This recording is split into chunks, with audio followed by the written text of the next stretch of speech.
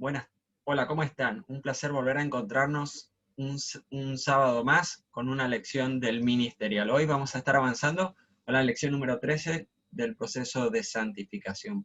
Padre, en el nombre de Jesús, queremos darte gracias por el privilegio que nos das de poder compartir este tiempo. Queremos, Espíritu Santo, que vos seas el que nos esté enseñando y mostrando las cosas en esta tarde. En el nombre de Jesús, Espíritu Santo, ministranos a nuestro corazón, ministra nuestras vidas, que todo sea para el extendimiento y la gloria de tu santo nombre. En el nombre de Jesús, amén. Te invito a que puedas buscar tu Biblia, tenerla a mano. Hoy vamos a estar enfocados en Romanos capítulo 6 en adelante. Y si ya tenés tu Biblia a mano, vayamos a la lectura.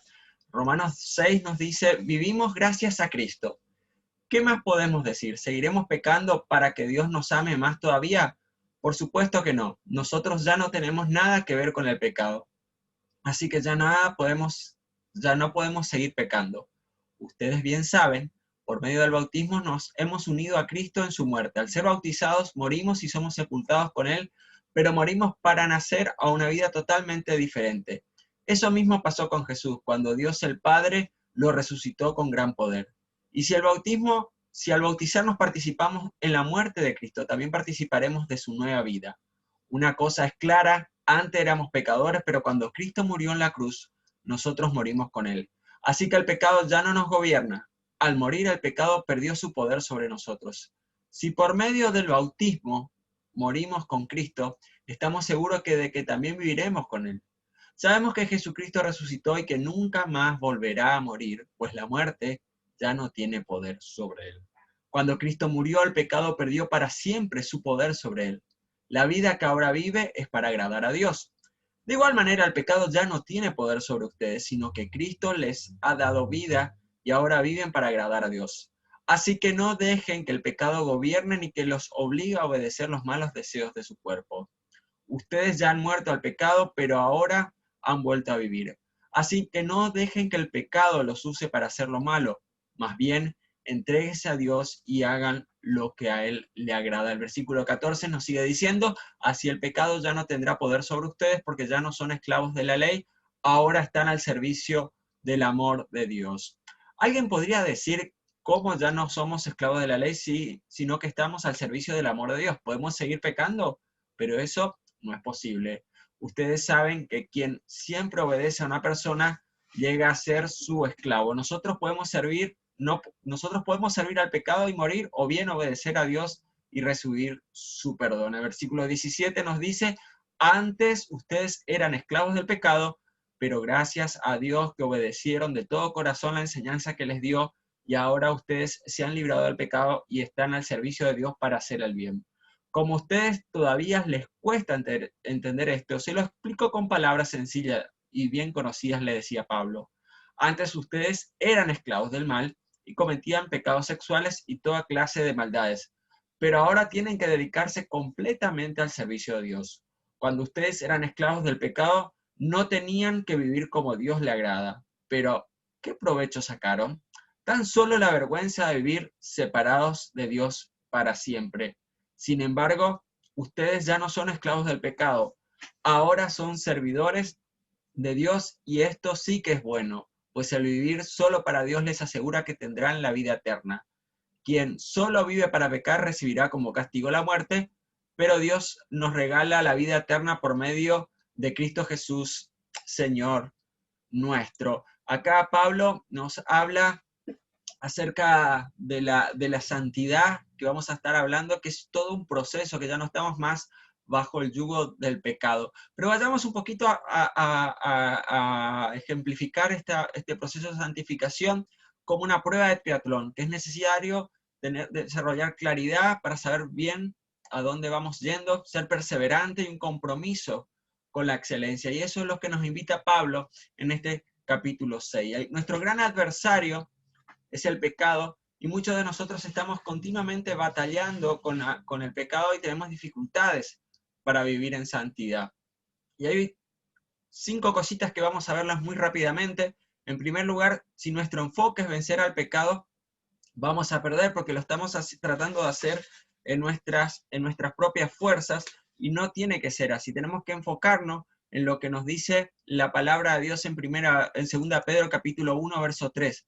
Como todas las cosas que pertenecen a la vida y a la piedad nos han sido dadas por su divino poder mediante el conocimiento de aquel que nos llamó por su gloria y excelencia. Tenemos que enfocarnos en Dios, no en el pecado, en lo que nos aleja de Dios, sino tenemos que enfocarnos en Dios. Cuando nos enfocamos solamente en no pecar, vamos a terminar perdiendo. Cuando hacemos esfuerzos para vencer al pecado y esfuerzo para entender y no esforzarnos para entender que estamos muertos al pecado, vamos también a perder. Por eso es importante que podamos enfocarnos en lo que la palabra de Dios nos dice, en que somos nueva criatura, y el Espíritu Santo nos va a auxiliar en ese proceso. En tercer lugar, pidamos claridad a Dios para entender lo que nos falta.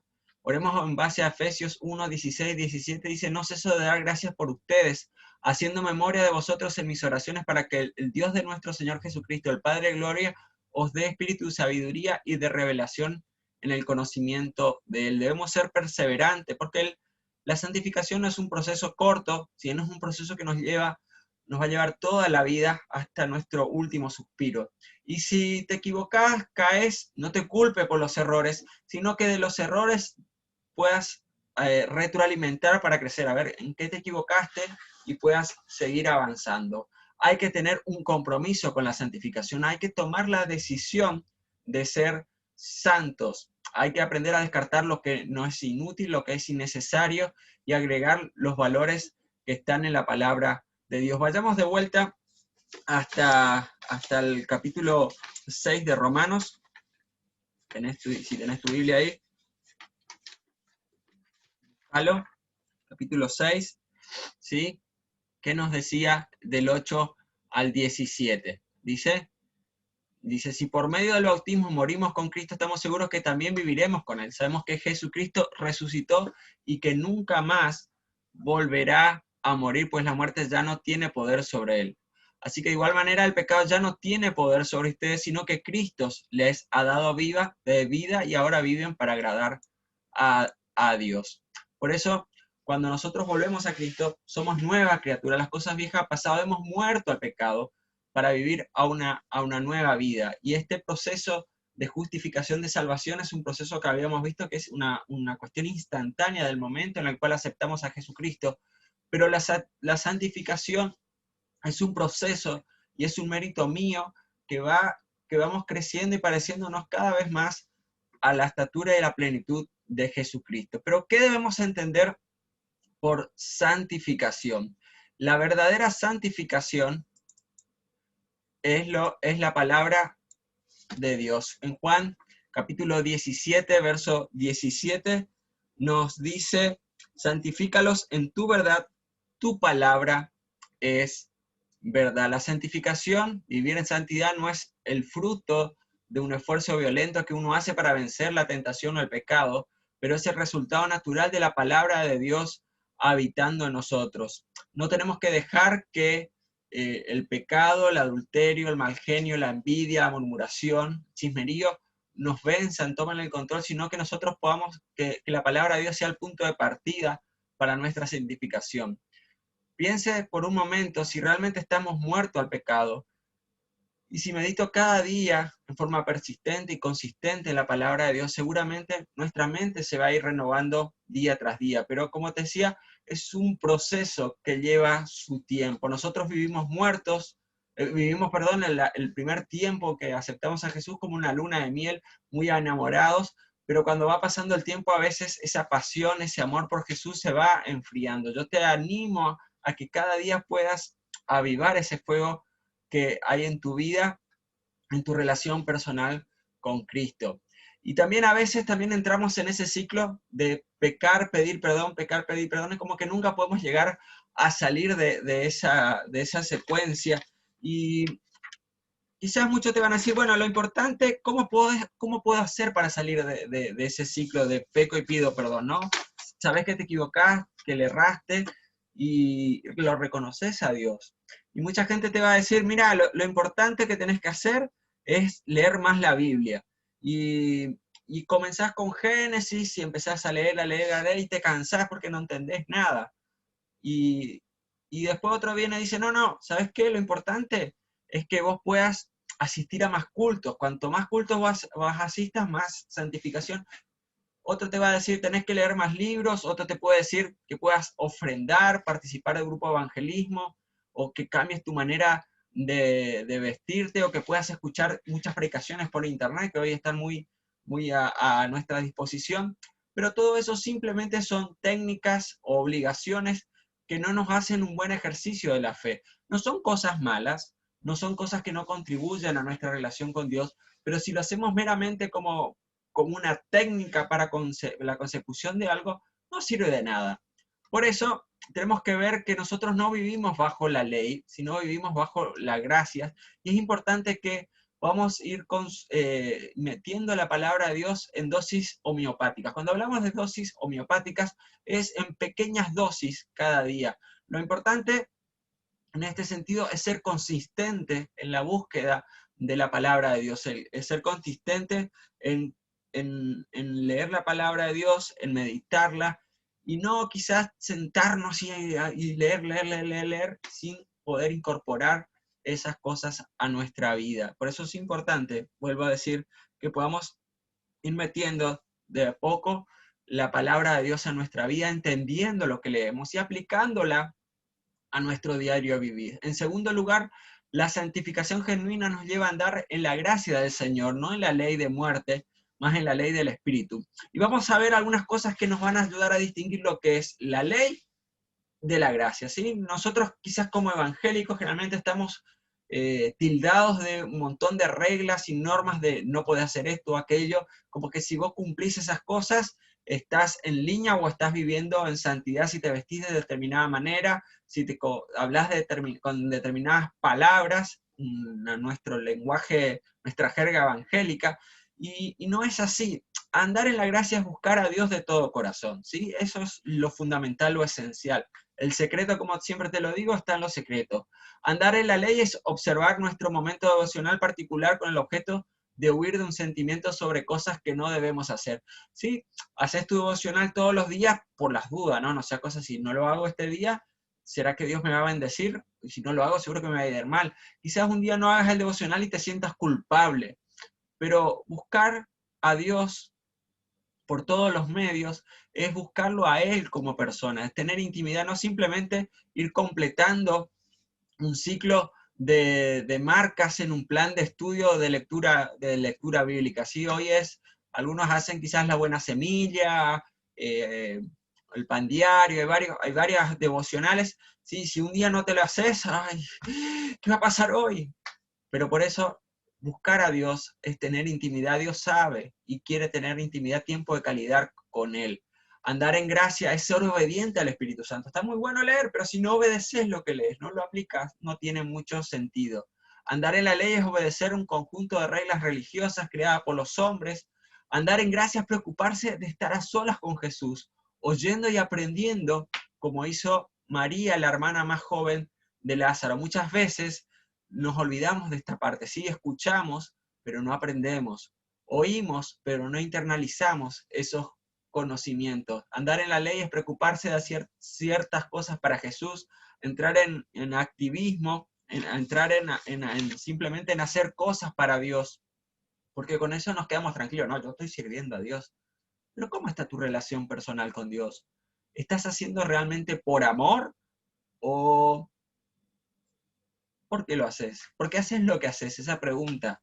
Por amor, para que otros puedan llegar a conocer a Dios. Dios quiere tener intimidad, quiere tener tiempo de calidad con nosotros, donde podamos escucharle a Él y poder también contarle las cosas que nos pasan. Andar en la gracia implica vivir por fe, guiados por el Espíritu de Dios. Por eso es que insisto que el cristianismo no es una religión, no es un conjunto de normas para cumplir, no es asistir a una institución, a un templo, sino que es una relación genuina con el Dios que Él nos presenta la Biblia y que es revelado a través del Espíritu Santo. Si vos simplemente asistís a la iglesia para quedarte tranquilo, porque sabés que está bien, porque no te querés ir al infierno, por las consecuencias de no obedecer a Dios, o lo seguís porque realmente lo amás. Si nadie te obligara a ir, ¿irías igual? ¿Te congregarías igual? ¿Lo buscarías de igual manera? Nuestra relación con Dios se aumenta sobre principios de su palabra y no sobre reglas, en nuestro amor y compromiso que podemos llegar a tener con Él. Entonces comenzamos a entender aquí cuál es el secreto de vivir una vida cristiana. En Efesios capítulo 5, verso 18 nos dice: no embriaguez con vino, en lo cual hay disolución. Antes sed llenos del Espíritu Santo. En el original, el verbo está en forma llamada presente continuo. Literalmente significa estar continuamente. No es que nos llenamos en un momento y ya está, ¿sí? Una vez, quizás muchos de ustedes participaron de algún encuentro, en el tiempo que oraron, generalmente el último taller, para que sean llenos del Espíritu Santo, oraste, Dios se manifestó, el Espíritu Santo se manifestó en ese momento, ahí fuiste lleno y listo, ahí se terminó. No, ahí fue recién el inicio de ese proceso de ser llenos del Espíritu Santo. Es un proceso diario, continuo, como te decía, en pequeñas dosis. Cada día vamos siendo llenos o llenados de ese Espíritu Santo. Cada día. Y eso va a ir eliminando de nosotros la malicia, la codicia, la avaricia, soberbia, mentiras, porque cuando estamos llenos del Espíritu Santo van a estar los frutos del Espíritu. Más adelante, en otra lección, vamos a profundizar sobre los frutos del Espíritu, pero cuando nuestro corazón está lleno del Espíritu Santo, esos frutos van a salir solos. De una naranja no sale pomelo, ni de una banana salen sandías, ¿sí? Así tampoco, si de nuestra vida no está llena del Espíritu Santo, los frutos del Espíritu, la obediencia a Dios, el amor a Dios, no va a estar a flor de piel, sino que van a haber otros frutos. ¿Cómo es nuestra vida cuando nadie te ve? Cuando no le tenés que rendir a cuenta, cuando no importa lo que los demás opinan o pueden llegar a opinar. ¿Cómo te manejas en ese momento? ¿Cómo sos realmente? ¿Estás siendo lleno del Espíritu Santo? ¿Estás buscando ser lleno del Espíritu Santo? Es un proceso intencional en nuestra vida. Pero ¿qué hay que hacer con las tentaciones? Todos tenemos tentaciones. Yo tengo tentación y luchamos. Lo primero que tenemos que derribar es ese mito que Dios es el que nos tienta. Ay, sí, Dios me pone a prueba. No, no nos conduce a la tentación. Y en Mateo capítulo 4 habla de la experiencia de Jesús cuando fue llevado por el Espíritu para ser tentado por Satanás. Pero es importante entender este episodio que lo vamos a llegar. En primer lugar, habla que en 1 Juan capítulo 2, si me permitís, vamos a ir hasta ahí, 1 Juan, capítulo 2, verso 1 y 12. Sí, que lo tenemos ahí en pantalla. Dice: hijitos míos, estas cosas os escribo para que no pequéis, y si alguno hubiere pecado, todos pecamos, abogado tenemos para con el Padre, a Jesucristo el justo. Os escribo a vosotros, hijitos, para que vuestros pecados os han sido perdonados por su nombre. Y el verso 15 y 16 de primera de Juan nos dice: no améis al mundo ni las cosas que están en el mundo. Si alguno ama al mundo, el amor del Padre no está en él. Y este versículo es muy particular porque muchas veces dice: uy, acá hay una contradicción con Juan 3:16. ¿Qué nos dice Juan 3:16? Porque de tal manera amó Dios al mundo. Para un poco. ¿Cómo de tal manera amó Dios al mundo? Y acá dice, Juan escribe, dice: no améis al mundo ni las cosas de este mundo. Pongámoslo en contexto. En Juan habla del mundo en el sentido de humanidad, y en este versículo se refiere a la sociedad, las actitudes del hombre, ¿no? A las conductas que no se ajustan a los principios de la palabra de Dios. Por eso dice: no améis al mundo ni las cosas del mundo. No se contrapone, porque en el otro versículo de Juan 3:16 habla del mundo como a las personas, ¿sí? a la creación que somos nosotros de Dios. Porque todo lo que hay en el mundo, los deseos de la carne, los deseos de los ojos y la vanagloria de la vida, no provienen del Padre, sino provienen del mundo, ¿sí? Del mundo que está sin Dios y sin pecado. Todo esto habla de afectos de las concupiscencias de la carne, los deseos. Ya hemos hablado de esa palabra concupiscencia, cambiarlo por deseo, los deseos de los ojos, la ostentación de los bienes materiales, y todo esto habla de la sensualidad y los propósitos fuera de la vida de Dios. Pero comparemos qué nos dice ahora Génesis 3:16 con Lucas 4, ¿sí? Cuando estaba Adán y Eva en el jardín del Edén. Vamos ahí a Génesis. Ahí está, Génesis 3:6. ¿Sí? ¿Qué nos dice Génesis 3:6? Dice, la mujer vio que el árbol era bueno para comer, apetecible a los ojos y codiciable para alcanzar sabiduría. Entonces tomó uno de sus frutos, lo comió y le dio a su marido que estaba con ella, y él también comió, refiriéndose a Adán. Y en este Génesis, en esta primera columna, vemos, ahí se me salteó, en Génesis 3:6 dice que el árbol, cuando la vio Eva, era algo bueno para comer. Y eso tiene que ver con la satisfacción de los deseos de nuestra carne, ¿sí? Y Jesús, ¿qué le respondió a Satanás en esa parte cuando tuvo la tentación? Dice, no, en el versículo 4 de Lucas 4, dice, escrito está, no solo de pan vivirá el hombre, sino de toda palabra que sale de la boca de Dios. En segundo lugar, dice que era algo agradable a los ojos, deseable, ¿sí? Vio. Y en Lucas 4, versículos 5 al 8, nos dice que entonces el diablo lo llevó a un lugar muy alto y en un instante le mostró todos los reinos del mundo a Jesús. Y él le dijo, yo te daré poder sobre todos estos reinos y sobre sus riquezas, porque a mí me han sido entregados, y yo puedo dárselo a quien yo quiero. Si te arrodillas delante de mí, todos serán tuyos. Fíjense, Satanás le estaba por entregar lo que le pertenecía por la desobediencia del hombre a Jesús, y que simplemente Jesús lo adoraba. Si ese deseo de gobernar, deseo de tener el control sobre las cosas, Jesús lo venció ahí, porque le responde, al Señor tu Dios adorarás y a Él solo servirás. Y la última parte del versículo de Génesis 3, verso 6, nos dice, y le dio a su marido que estaba, y dice, y era codiciable para alcanzar sabiduría. ¿Sí? El fruto era bueno para comer, apetecible a los ojos y deseable, te gustaba, y era codiciable para alcanzar sabiduría. Le daba un beneplácito, le daba un plus al acceder a eso, ¿sí? El árbol de dar entendimiento. Y eso tiene que ver con el orgullo y la soberbia de tener todas las cosas bajo nuestro control. Y ahí el diablo muy astutamente le dice, entonces el diablo lo llevó a Jerusalén y lo puso sobre la parte más alta del templo y le dijo, a ver Jesús, si eres hijo de Dios, lánzate hacia abajo, porque escrito está haciendo referencia a la palabra de Dios. A sus ángeles mandará alrededor de ti para que te protejan, y también en sus manos te sostendrán para que no tropieces con piedra alguna. ¿Y eso está en la Biblia? Sí, está en la Biblia.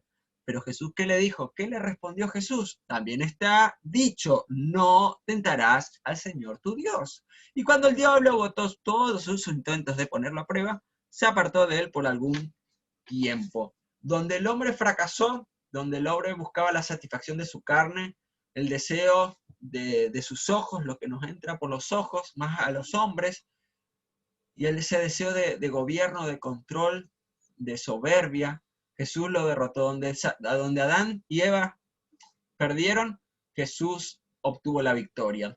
En Hebreos capítulo 2, versos 16 al 18 nos dice, ciertamente Él no vino para ayudar a los ángeles, sino a los descendientes de Abraham, ¿sí? A los que son de carne y hueso como vos y yo. Por eso era necesario ser semejante a sus hermanos en todo, para que llegara a ser un sumo sacerdote misericordioso y fiel en lo que Dios se refiere y expiara los pecados del pueblo. Pues Él mismo sufrió la tentación y es poderoso para ayudar a quién, a los que son tentados, a vos y a mí. Por lo tanto, ya que en Jesús, el Hijo de Dios, tenemos un gran sumo sacerdote que traspasó los cielos, ¿sí? Se hizo hombre, habitó entre nosotros, retengamos nuestra profesión de fe, porque no tenemos un sumo sacerdote, un líder que no pueda compadecerse de nuestras debilidades, sino uno que fue tentado de la misma manera que nosotros, aunque sin pecado. Por tanto, acerquémonos confiadamente al trono de la gracia para alcanzar misericordia y hallar gracia para cuando necesitemos su ayuda, nos dice Hebreo 14, Hebreos 4, versículos 14 al 16. Por tanto, que dice, acerquémonos confiadamente. ¿Cómo debemos acercarnos a Dios? Con confianza, para alcanzar misericordia y hallar gracia para cuando necesitemos ayuda. ¿Estás en pecado? ¿Estás en una situación de tentación? Acércate a Dios, búscalo a Él, pedile que Él te ayude en tu debilidad, porque Él venció al pecado. Seguimos adelante. En Santiago capítulo 1, versos 12 al 15 dice, dichoso el que hace frente a la tentación, porque pasada la prueba se hace acreedor de la corona de vida, la cual Dios ha prometido dar a quienes lo aman. Cuando alguien sea tentado, no diga que ha sido tentado por Dios, porque Dios no tienta ¿a quién? A nadie, ni tampoco el mal puede tentar a Dios. Al contrario, cada uno es tentado cuando se deja llevar y seducir por sus propios malos deseos. ¿Sí? Cuando nosotros en nuestros deseos, como dice la otra versión, las concupiscencias, esa palabra que es bastante antigua, ¿no? Pero que viene a explicarnos esos deseos que nacen desde nosotros mismos.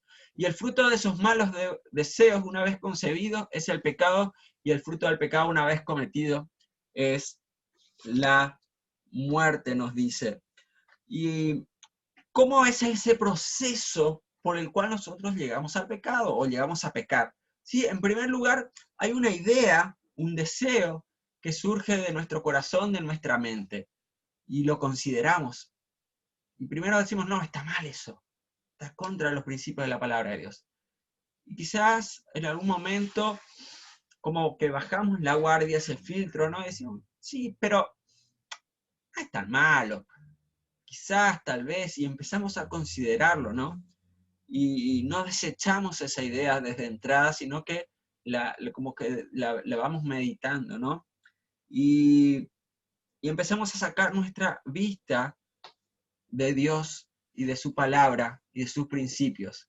Y al considerar después de un tiempo esa idea, no desecharla, sin tomar en cuenta las consecuencias, muchas veces terminamos pecando, ¿sí? No es que fui caminando por la vida, como decimos, ¡pum!, caí en pecado, ¿sí? Como que había un pozo que nos cerraron y me caí. No, generalmente es un proceso en el cual vamos endureciendo nuestro corazón se va quedando insensible a algunas cuestiones o quizás algunos pecados que nosotros a veces lo ignoramos por falta de conocimiento, o quizás no lo consideramos que sea tan malo, ¿no? Porque si mato, sí, eso es un pecado. Si hay infidelidad, ese sí es un pecado. Ahora, pero el chisme, hablar mal de alguien, murmurar, una mentirita blanca, ¿no? Sí, para no lastimar, ¿no? ¿Sí? Vamos a andar chusmeando, murmurando acerca de otras personas que no están presentes, eso no es tan malo, pero es pecado, sigue siendo. Nosotros tenemos una escala de valores con respecto a los pecados moralmente diferente al de Dios. Para Dios no existe pecado grande, ¿sí? El grandote, ni el pecado chiquitito. Todo tiene la misma gravedad para nuestro Dios, que sigue siendo pecado. Y el proceso de santificación que envuelve el crecimiento y maduración. Te invito a que puedas ir buscando tu Biblia, si querés ir ya subrayando, y vamos a ir cerrando con este capítulo de Efesios, capítulo 4, verso al 1 hasta el 24. Vamos a leerlo todo, ¿sí? Para meternos en la palabra de Dios. La unidad del Espíritu. Yo que estoy preso por causa del Señor, fíjense, ¿dónde estaba escribiendo? De la cárcel. Yo estoy preso por causa del Señor. Les ruego que vivan como es digno del llamamiento que han recibido, y que sean humildes y mansos y tolerantes y pacientes unos con otros en amor. Procuren mantener la unidad del Espíritu en el vínculo de la paz, así como ustedes fueron llamados a una sola esperanza. Hay también un cuerpo y un espíritu, un Señor, una fe, un bautismo y un Dios y Padre de todos, el cual está por encima de todos y actúa por medio de todos y está en todos. Pero a cada uno de nosotros se nos ha dado la gracia conforme a la medida del don de Cristo. Por eso dice, subiendo a lo alto, llevó consigo a los cautivos y dio dones a los hombres. Vamos al verso 9. Y al decir subiendo, ¿qué quiere decir? Sino que también primero había descendido a lo más profundo de la tierra. El que descendió es el mismo que también ascendió por encima de todos los cielos para llenarlo todo.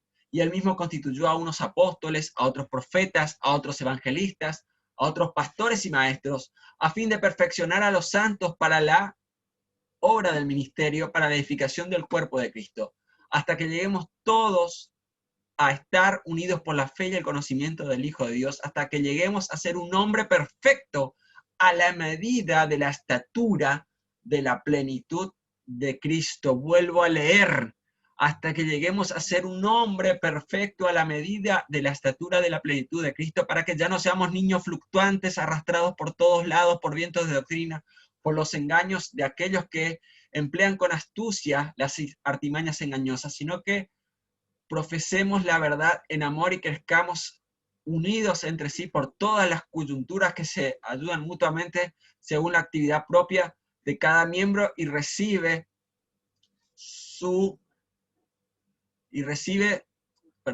y según la actividad propia reciben su crecimiento para ir edificándonos en amor.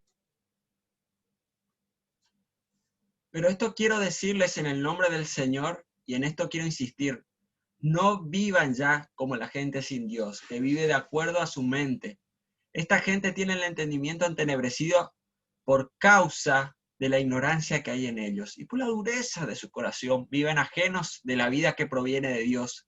Después que perdieron toda sensibilidad, se entregaron al libertinaje para cometer con avidez toda clase de impureza. El verso 20 nos dice: por eso pero eso no lo aprendieron ustedes de Cristo, si es que en verdad oyeron su mensaje y fueron enseñados por él, de acuerdo con la verdad que está en Jesús. En cuanto a su pasada manera de vivir, despójense de su vieja naturaleza, la cual está corrompida por los deseos engañosos, y renuévense en el espíritu de su mente, y revístanse de la naturaleza creada en conformidad en la justicia y santidad de Dios. Y este pasaje es por más interesante porque hay cosas muy ricas en este pasaje. En primer lugar, nos habla en el verso 2, a partir del verso 2, aquí dice: y que humildes y mansos y tolerantes y pacientes unos con otros. ¿Cómo tiene que ser nuestro carácter? ¿Sí? Humildes, pacientes, mansos, tolerantes unos con otros. En segundo lugar, hay un llamado a la unidad del espíritu, ¿sí? Un solo cuerpo, un solo espíritu, a que una fe, un bautismo, un Dios y Padre de todos. En el versículo 7, más adelante dice: pero a cada uno de nosotros nos ha dado la gracia conforme a la medida del don de Cristo. Por eso dice que nos dio dones. Cada uno de nosotros tenemos dones para el servicio. A partir del verso 11 encontramos algo muy importante. Dice: y él mismo constituyó a unos apóstoles, a otros profetas, a otros evangelistas, a otros pastores y a otros maestros. Habla de los 5 ministerios básicos de la iglesia, y entre cada uno de nosotros que estamos compartiendo hay profetas, hay maestros, hay evangelistas. Quizás no tengas el título, no estés ordenado, pero sí esa función: el pastor del de cuidar, de aconsejar, de abrazar, de contener; el maestro de enseñar; el evangelista de llevar la palabra de Dios. Sí, como digo, el evangelista tiene ese fuego de estar predicando en forma continua; los profetas de estar hablando mensajes de parte de Dios, muchas veces exhortándonos y estirándonos la oreja, corrigiéndonos, trayendo palabra directa del corazón de Dios. Y los apóstoles, aquellos que abren nuevos lugares donde predicar la palabra de Dios. El apóstol no es aquel que tiene, que junta fondos y va padrinando, paternizando iglesias de distintos lugares del mundo, sino es aquel que va plantando iglesias. ¿Vos querés saber quién es un apóstol? Hacer una simple pregunta: ¿cuántas iglesias has plantado? ¿Cuántas obras has iniciado? Esa es lo que diferencia a un verdadero de un falso apóstol. Y ya cerrando, quiero que pensemos en esto. Nosotros somos nuevas creativas, ¿sí? Dios nos ha liberado del pecado, del pecado moral, del pecado que nos asediaba, y nos ha dado una nueva vida. pero está en nosotros estar vigilando de no ser llevados por filosofías huecas o que simplemente por apariencias, por conocimiento. La palabra es muy buena, está espectacular que la estudies, que la profundices, pero el simplemente hecho de conocer la palabra no nos asegura nuestra santidad. Es importante que podamos meditar, es importante que podamos internalizar la palabra en nuestra vida, es importante que podamos entender lo que leemos, lo que nos dice la palabra de Dios, que podamos cada día renovar nuestra mente en los principios de la palabra de Dios, meditando, experimentando que la palabra de Dios y la voluntad de Dios es buena, agradable y perfecta. Te agradezco por el tiempo que has apartado para estar compartiendo. Y no te olvides de estos conceptos que te quiero dejar para cerrar. En el proceso de santificación lo importante es enfocarnos en quién es Él, en quiénes somos nosotros en Cristo Jesús, no en el pecado, enfocarnos y poner nuestra mirada en las cosas de arriba. No vamos a poder por nuestras fuerzas vencer al pecado, pero cuando entendemos que el pecado ya ha muerto y que es el Espíritu Santo el que se va metiendo y va transformando nuestra vida a diario, vamos a tener la claridad y vamos a tener que ser perseverantes y comprometidos con la santidad. Hay muchas veces que nos van a implicar decisiones que al comienzo pueden ser difíciles, cambios de hábitos, cambios de actitudes, y entender que no estamos más bajo la ley, estamos bajo la gracia, que esa gracia de Dios no es una licencia para pecar, sino que es una licencia para amar a Dios con todo nuestro corazón. Y si hemos pecado, si no hemos equivocado, la palabra de Dios nos decía, abogado tenemos a Cristo Jesús, el cual fue tentado, fue puesto a prueba, pero no falló como fallamos nosotros, como falló Adán. Y habíamos leído también que no tenemos un sumo sacerdote, un pastor, un líder que no se pueda apiadar de nosotros, sino que Cristo Jesús podemos acudir a Él confiadamente y Él nos va a auxiliar, nos va a ayudar. Y cuando venga esa tentación, acordate, busca a Dios en primer lugar. No trates de justificar, no trates de hacer, del pecado se huye, de la tentación se huye, no se negocia, no se considera. Sé como hizo José cuando fue a la casa de Potifar, cuando la esposa quiso intimar con él no lo pensó, él simplemente escapó de ahí. Después tuvo sus consecuencias, pero Dios trajo bendición a su vida por su obediencia. La obediencia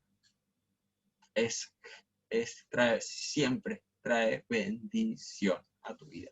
Padre, en el nombre de Jesús, yo quiero bendecir a cada uno de mis hermanos, declarar que ellos son llenos de tu espíritu, que tú cada día vas transformando su manera de pensar, su manera de hacer las cosas, y ellos están en ese proceso de parecerse cada día más a vos. Estamos en ese proceso de parecernos más, y necesitamos de vos, Espíritu Santo, que examines nuestra vida, mires las cosas que debemos cambiar, y comenzar a hacer a tener una mente renovada y hacer tu voluntad que es buena, agradable y perfecta. Muchas gracias, Dios te bendiga y nos estamos viendo en breve.